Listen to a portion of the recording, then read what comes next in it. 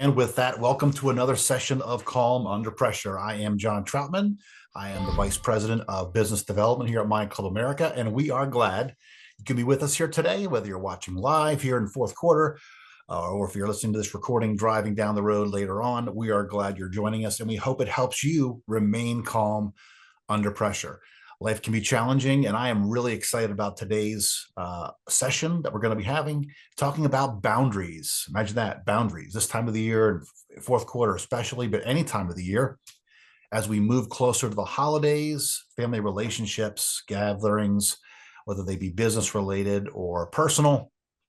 Boundaries can be a very challenging thing, both setting them, keeping them, and dealing with others' boundaries as well. And we're going to cover all of those things today. I am thrilled to have Paul and Gail leading this session.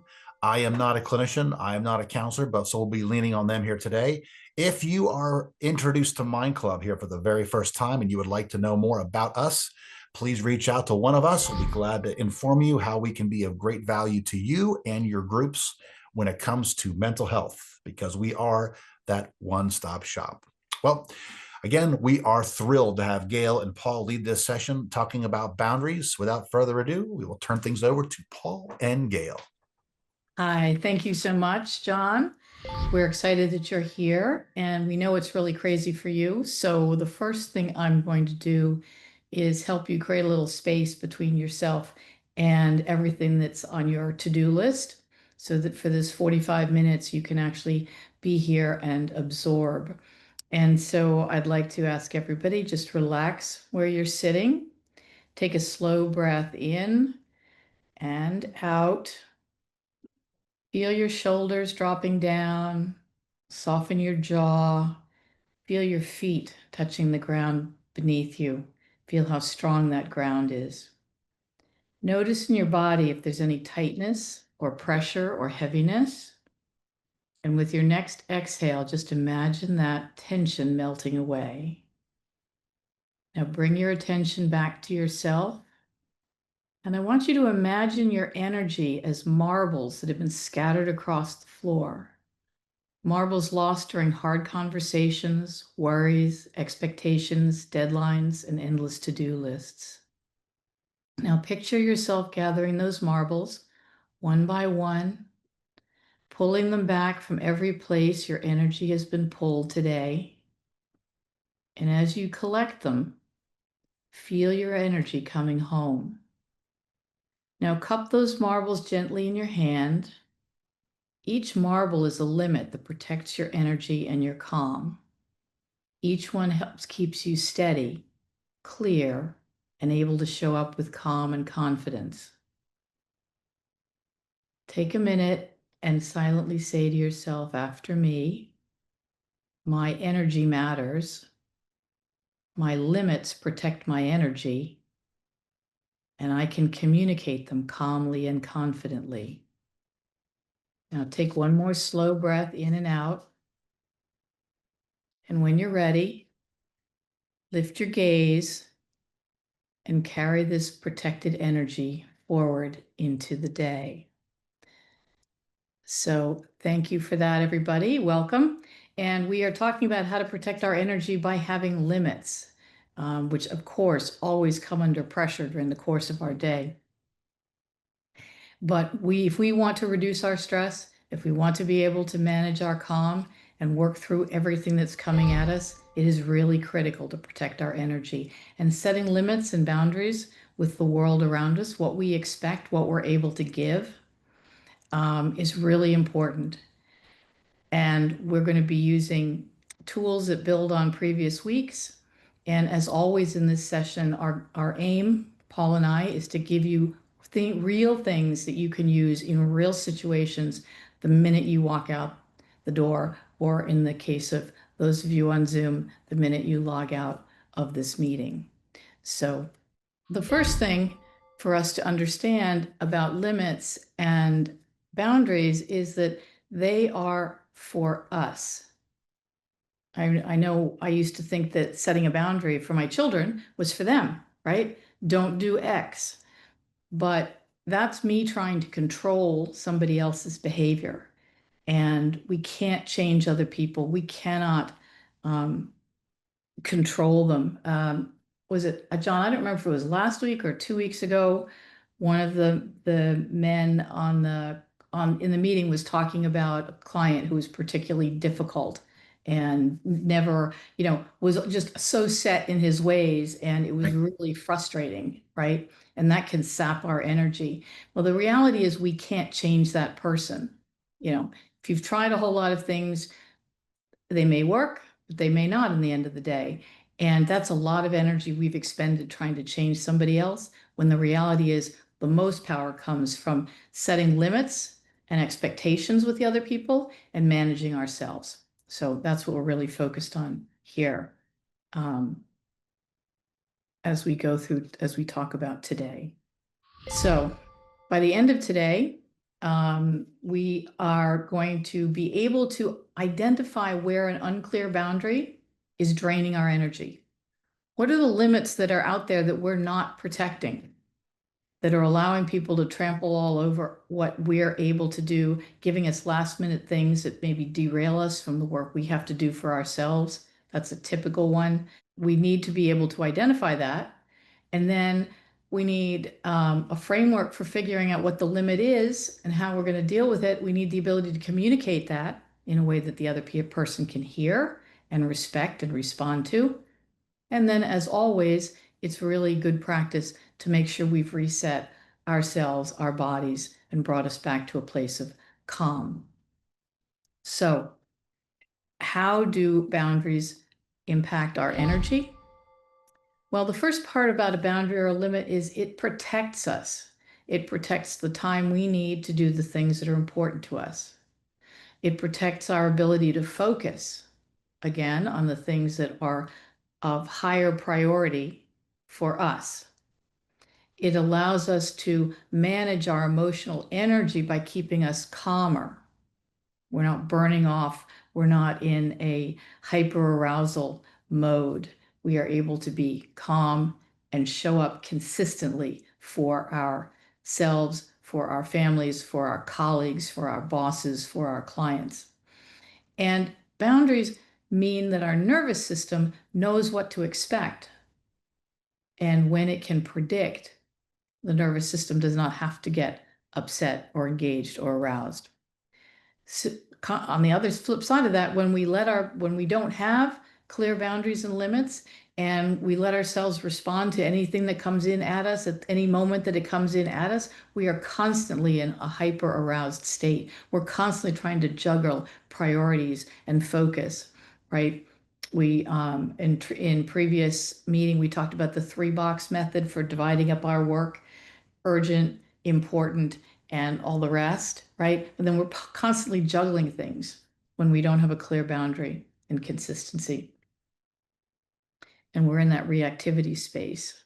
So taking an inventory of our boundaries and where they're breaking down is really important. Now, the boundary breakdown inventory, what is it? It focuses our efforts away from the things we cannot control, including the behavior of others, onto the things that we can control. Inventories, we do it all the time. You're getting ready to go on a trip. You figure out what you're going to pack. That's an inventory. You're going to go watch your child's Little League game. You got to figure out what to take because you're going to be away for a day or 3 days, right? That's an inventory. So when you're in an environment where you need to protect or prepare, having an inventory of what your limits are is really important. And how do we know they're breaking down? Well, if we're in a place, let's look at our workplace. Here's a couple of examples. You automatically say yes to any person who calls you, texts you, or stops by your desk with a request. You pick up tasks for somebody else who you know is struggling. You're always trying to manage how your client's reactions and emotions. And you're available 24/7.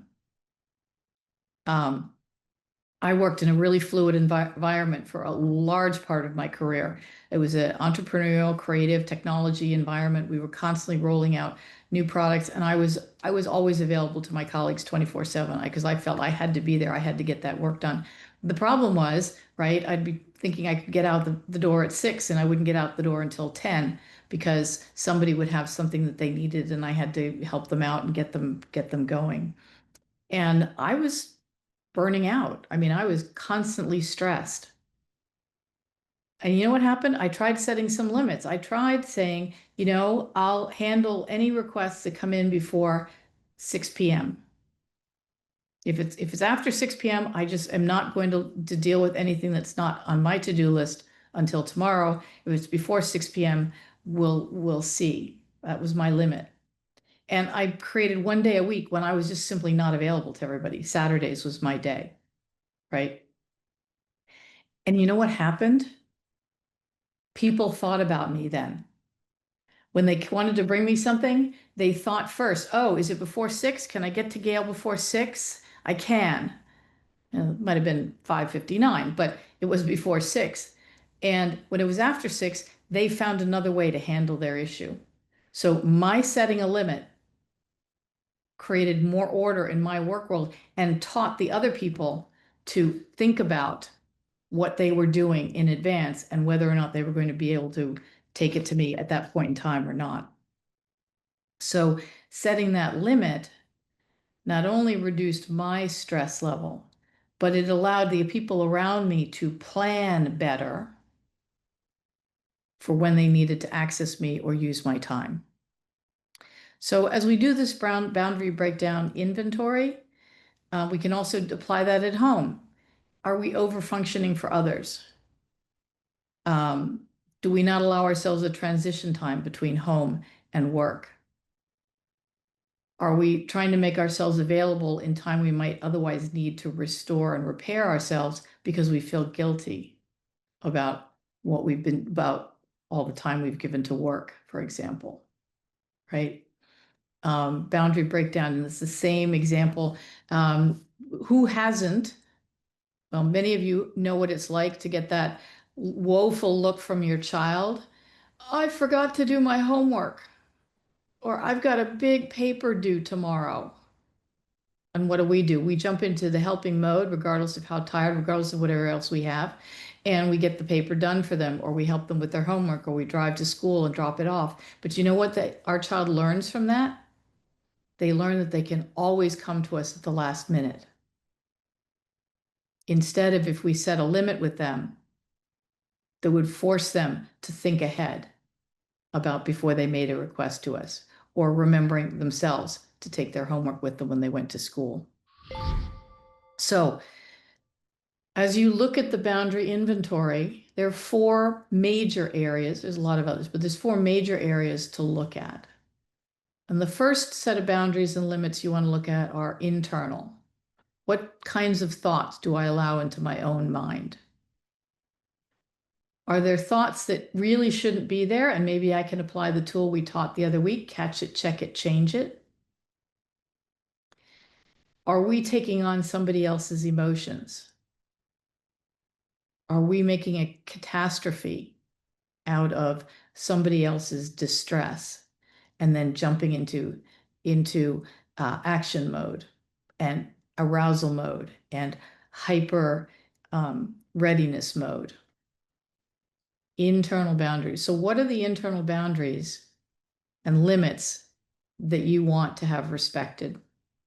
The second kind of boundary that is always frequently, and I'm sure everybody understands this, is my time. How I allocate my energy and my time and my focus. Are my protected blocks being protected, or am I constantly giving away that time to somebody's request to come? Oh, I need you for this meeting. I need you for that. Do you have scheduled time for when you're going to be with the children or when you're on caregiver duty for a parent? And is that being respected, or are you being pulled in and roped in at the last minute? Daily limits on emotionally charged conversations.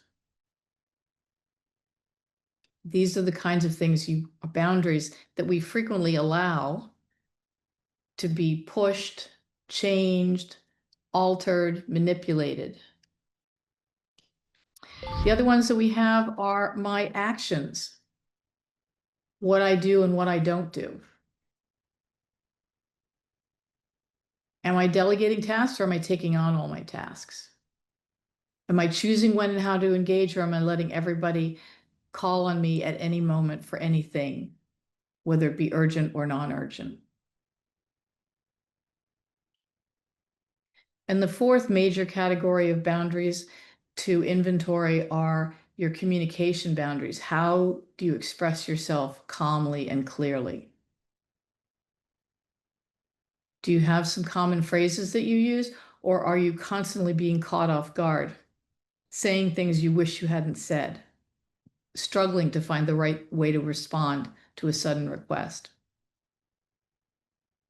So as you do the boundary inventory, think about these four areas and whether or not you're being consistent or you're feeling like I'm struggling. I don't quite know what to do. I don't quite know what to say. I don't quite know how to handle this. Well, the first part of handling it is figuring out what we might want that boundary or limit to be. And I'm going to hand this over to Paul, who's going to take us through an amazing tool called the Want, Willing, Won't framework that really helps us get clarity on our boundaries. Paul, over to you. Thanks, Gail. So the first tool that we're going to talk about today is the Want, Willing, Won't framework. And it is a great and powerful tool to utilize, especially if you're new to creating boundaries. And the reason why it is fantastic is because if you don't have a lot of experience with creating boundaries, or maybe the way you are going about creating boundaries wasn't as effective, this breaks it down into three separate areas to help kind of clarify your expectations, identify some of your needs and limitations, and kind of put together a framework or a blueprint on how to go about setting the boundary and adhering to it. So we're going to dive into each one of these. We're going to start with want. And that's as simple as, what do I want? And of course, you want to frame this in practical means, realistically. We all want $1 million, but let's really focus the application to what your desired outcome is, what needs to change or needs to improve with either your work-life balance, personal life, whatever fill in the blank is. There's a great example here on this slide that follows through each of the next slides. And it simply states to not work during weekends and have time for personal life. It's a really good place to start. I am a huge fan of pen to paper. I strongly encourage everyone here to follow along with this. And if you could participate in your own way, maybe just outlining one thing that you want, keep it real simple, and follow each one of these process. I find looking at your thoughts down on paper or typing them out, whatever is comfortable for you, really helps make that physical manifestation and seeing what those thoughts look like. Next, we have willing. What am I willing to do? So this is all about the commitment that you're willing to make to yourself. What effort or discomfort am I willing to accept to accomplish that want? So in the previous slide, the example was I want to not have to work the weekends, right? I want more personal time on my days off. And so this example here, I'm willing to work smart during the week and prioritize tasks to complete my work by Friday evening.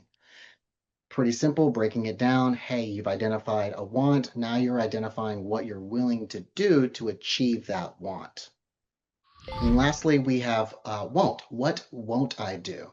Now, this brings it home. This is the anchor. This is where we draw that line in the sand. We create that non-negotiable boundary, and you kind of identify what those limitations are, right? So you've got what your want is, what you're willing to do, and what won't you do, right? So you're identifying where your limitations are at, what you're willing to tolerate or sacrifice in order to achieve your overall goal. And one mantra that I've been using for many, many years that I really like and I've adopted is, compromise where you can, don't where you can't. And it's kind of a similar kind of idea here. And that's what kind of came up for me as I was putting this together. All right, so now we're going to dive a little bit deeper into applying the want, willing, won't framework, and just kind of explore some of the benefits, hopefully what the experience could be like for you as you're doing this. Number one, utilize what I want, what I'm willing to do, and what I won't do as questions to reflect and clarify what your limitations or what your needs are, what your goals are. Number two, clearly communicate boundaries using I statements and try to limit yourself on over apologizing or over explaining. First, I'll say if you're new to creating boundaries, this happens pretty often, especially in the beginning. You'll find yourself creating this boundary and then wanting to justify it or over explain. Keep it simple, keep it concise. Number three, utilize technology to your advantage.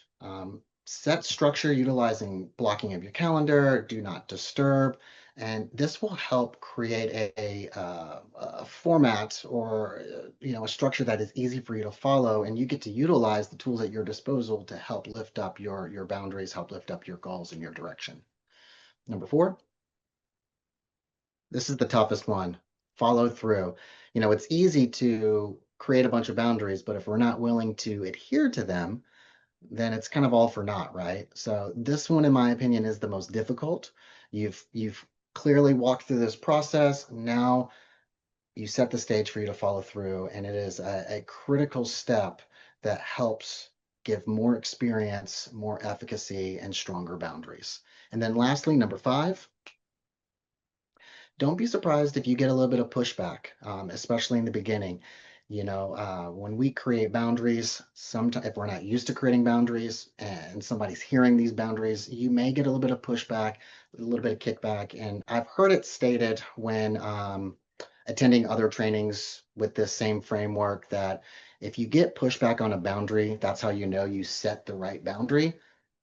In my opinion, I think that's a little subjective. I think it's situational. However, if you do get a little kickback or pushback, this is an opportunity to revisit number four, your commitment to follow through.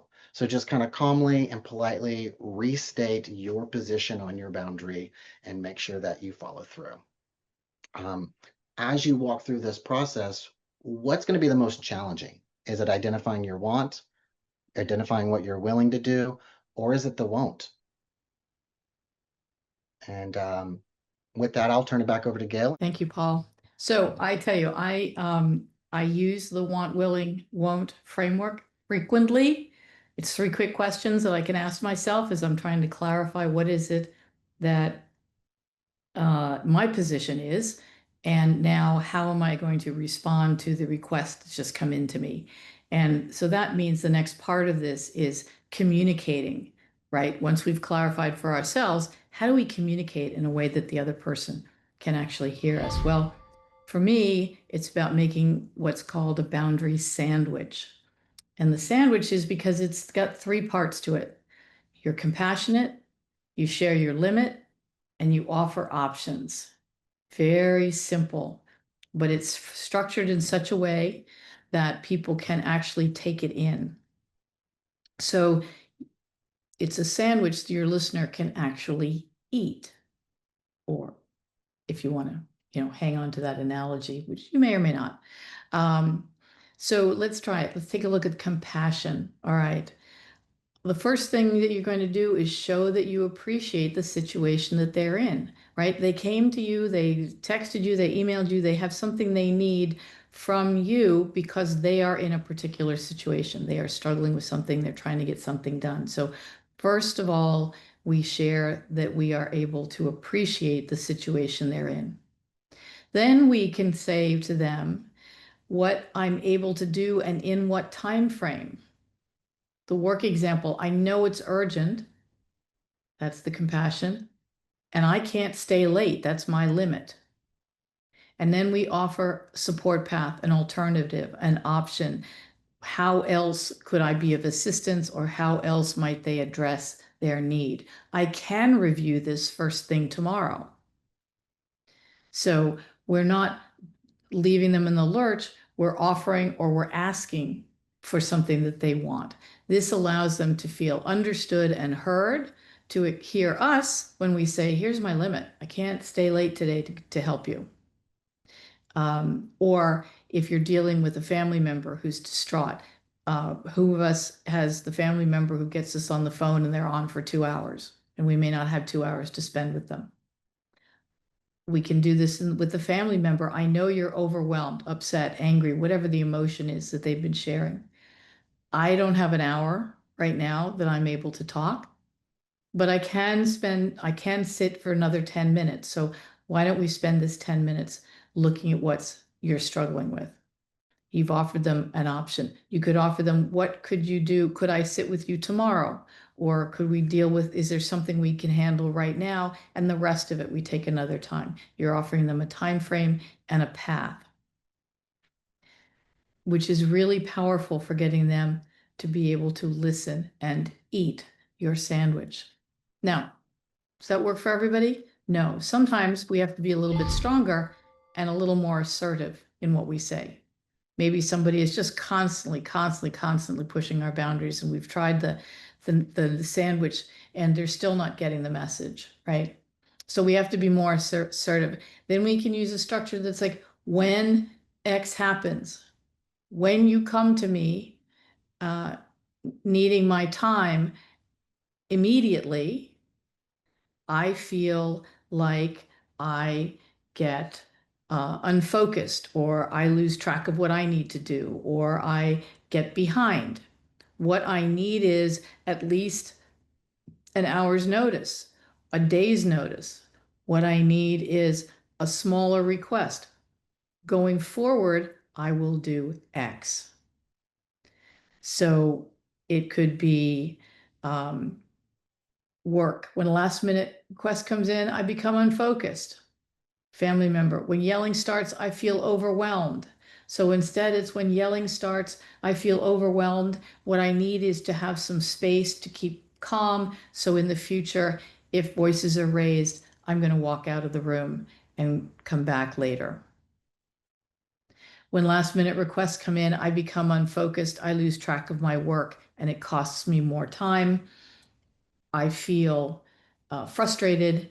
What I need is more advance notice when you need something for me. And going forward, I'll be able to work with you, but I need at least 2 hours notice.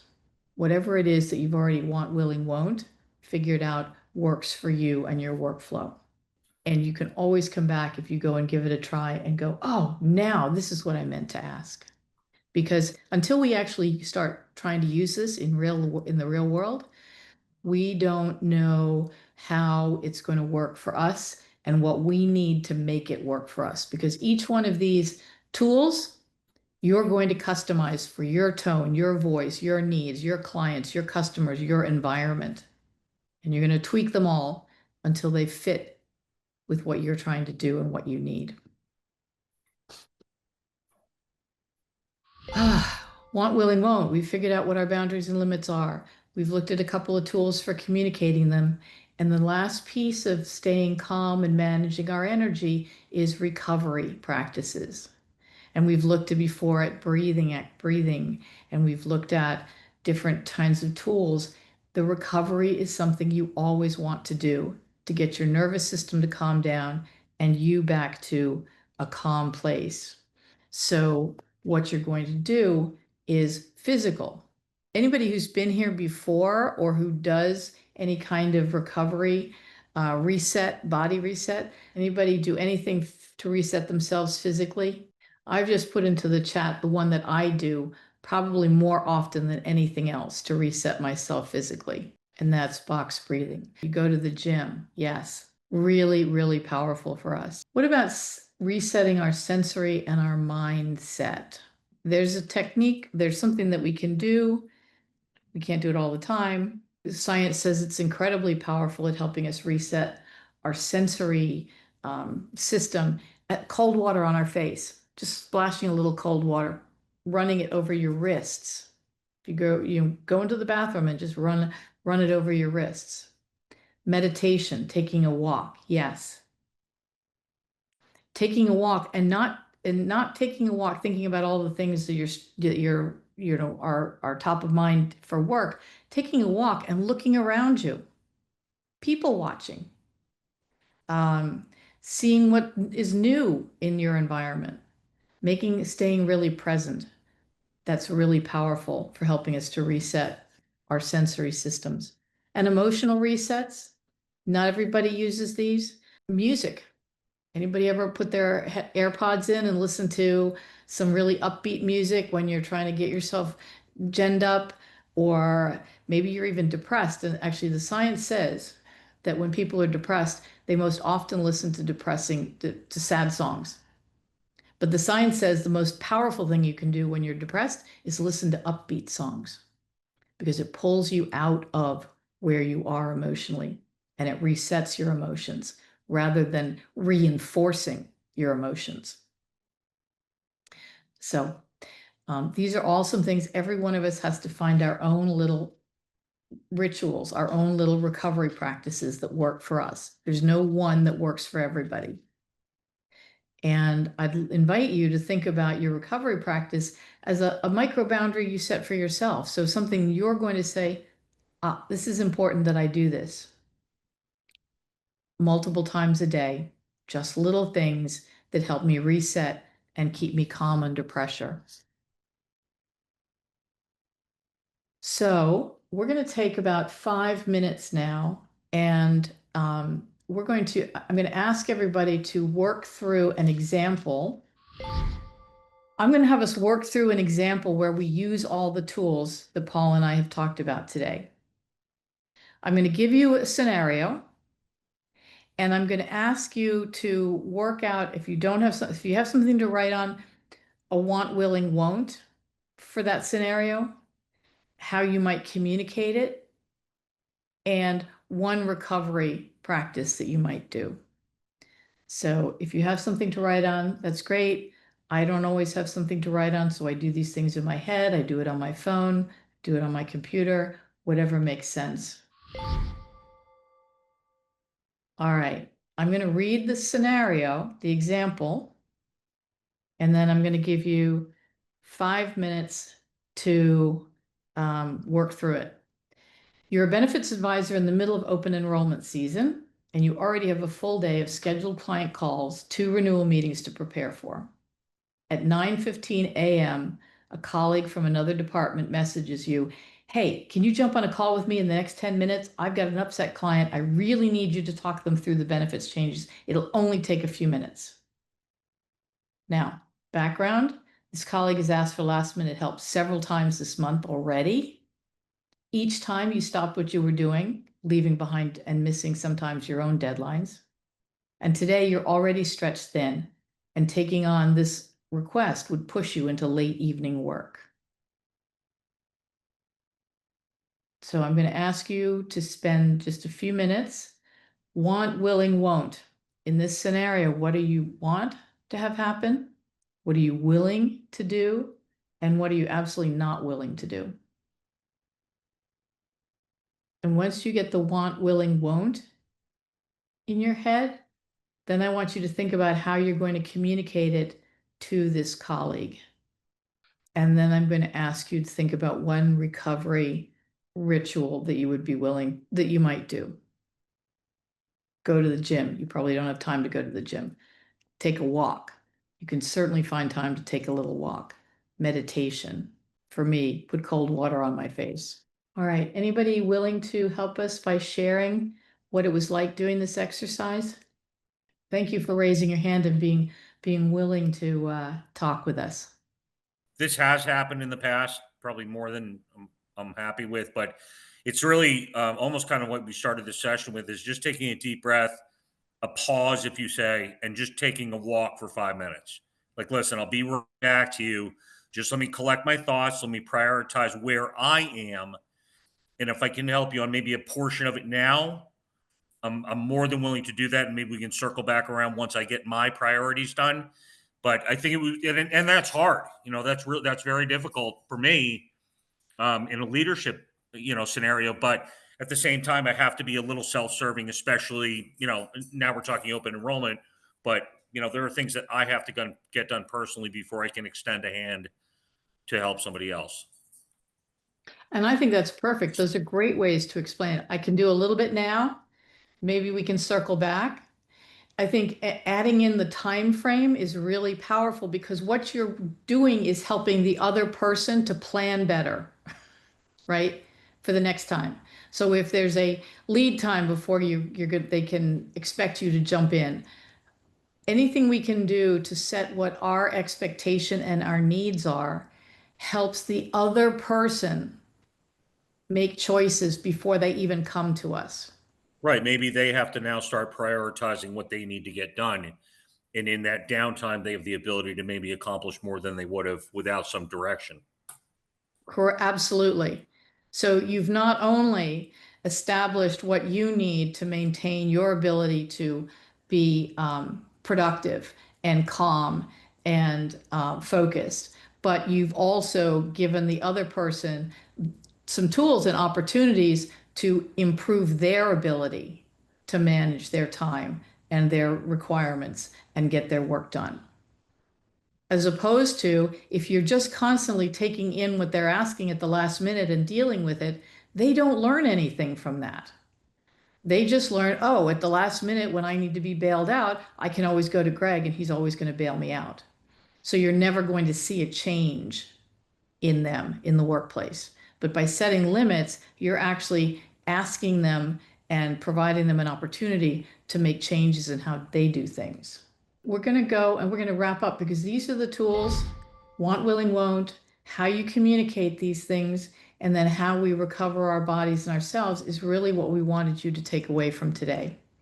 And I hope that what Paul and I want to do is give you actual tools that you can use in the real world the moment you sign off of this meeting, right? That will protect your energy, that are going to allow you to clarify what your limits are, what you can and cannot do, what you're willing and not willing to do. Give you the tools to communicate those in a way that the other person's going to be able to hear and respect and respond to. And then tools to help you reset your energy and stay calm under pressure. And with that, I will hand it over to John. Well, thank you, Gail. And again, thank you, Paul. I'd just like to add a couple of things, if I may, before we wrap things up here today. From my experience, I've noticed a lot of people do struggle in setting boundaries, keeping them, but also explaining them in the appropriate manner. Boundaries are defensive measures. They're not offensive, but many times people, if you explain your boundary, they may take that the first time as an offensive thing, right? Because it's new to them. So it's so important that you ask questions while you're explaining your boundaries. Does that make sense? Are you understanding what I'm saying? And following those principles that Gail and Paul explained, communication is a powerful thing, and making sure that the other person understands those boundaries, because again, oftentimes, even though boundaries are defensive, they can be misunderstood as something that's offensive. So a life without boundaries, friends, is just a mess. It just is. And I encourage you all to not just set and to keep those boundaries, but explain them with your partners in business, with your fellow employees, with your even prospects and clients. Keep those boundaries and explain them. Have that conversation ongoing. It's something worthwhile investing in. So again, I thank you all, and I hope you all have a wonderful Thanksgiving and can practice these techniques we are giving you each and every week. So on behalf of Paul, Gail, and all of the rock stars here at Mind Club America, we want to thank you for joining us for this session. And if you have any questions, please reach out to me or anyone here after this call. And here's to us all staying calm under pressure. Have a great day.